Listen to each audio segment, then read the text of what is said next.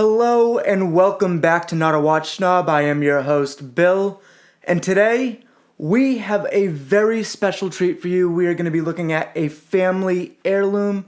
You're definitely going to want to stick around for this one. Don't forget to like, comment, subscribe. It always helps out the channel. And away we go.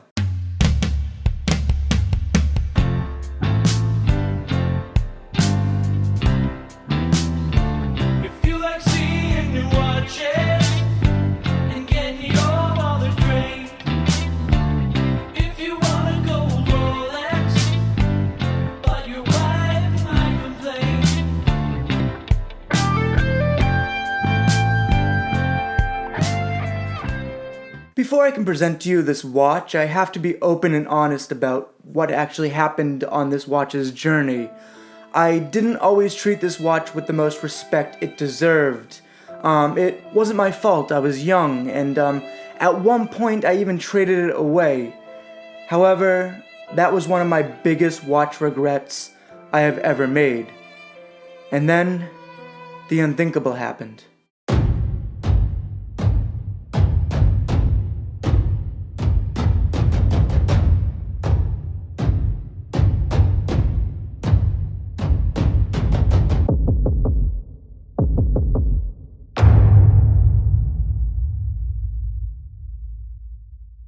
With my grandfather's 90th birthday fast around the corner, I had to do what I guess I had to do. Roll the clip.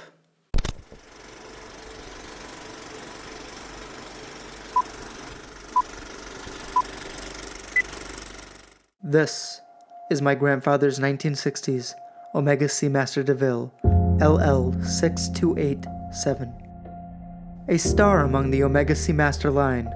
Known as the gentleman's watch, this Seamaster was given to my grandfather around the time my mom popped into the picture. My grandfather, a man who wore very little jewelry at the time, tucked it in the drawer for a one-day curious bill to find. That's me. For none other than his Boy Scout watch. Yep, this 1960s Seamaster turned into the Explorer real quick. Yes, I know, I beat this watch to shit. And it wasn't until I was about 14 and 15 when I realized this watch was worth its weight, literally, in gold. And it piqued my interest into luxury watches, which was something that previous watches had never done for me.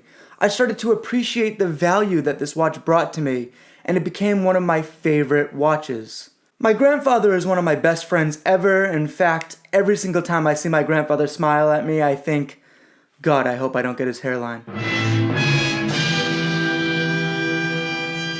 But in all seriousness, my papa is one of my best friends. In fact, I wish I was more like him. But unfortunately, I'm more like this guy. I'm kidding. I love you, Dad.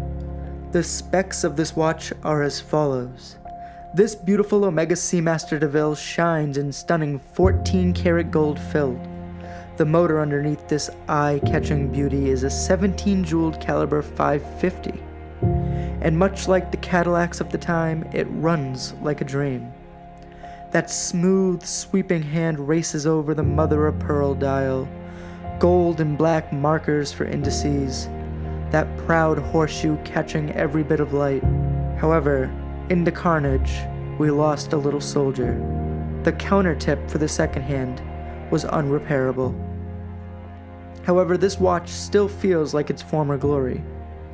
What's really cool about this watch is I still have the alligator leather band that it came with and the original price tag from the 60s.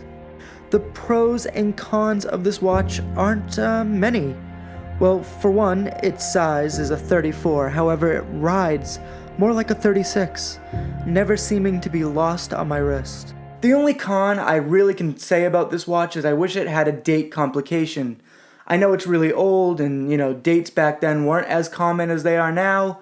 However, if it had the date complication, I think this watch would be absolutely perfect. Other than that, this watch really isn't going anywhere anytime soon, and I'm so excited that it is back in my collection for good this time.